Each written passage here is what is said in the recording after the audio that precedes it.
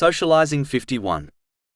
In a narration found in Sahih Bukhari, number 2662, the Holy Prophet Muhammad, peace and blessings be upon him, warned against overpraising others.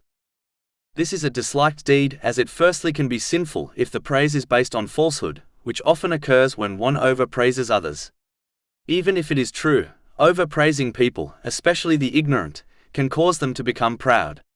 This is an evil characteristic, as an atom's worth of it is enough to take one to hell. This has been warned in a narration found in Sahih Muslim, number 265. Overpraising can even cause the praised person to believe they have fulfilled their potential in obeying Allah, the Exalted, and therefore do not need to strive harder in His obedience. A Muslim should not be fooled by the praise of others, as they know their actions and inner hidden character better than any other person.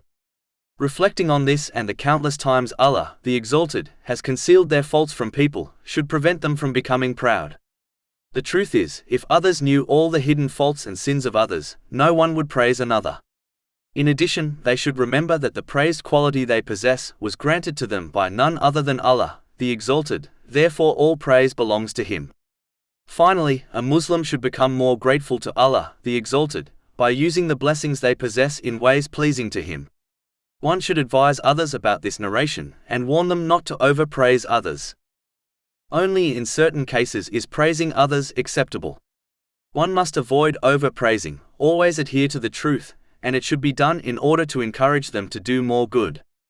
This especially applies to children, such as praising them in respect to their schoolwork, good behavior, and when they fulfill the duties of Islam.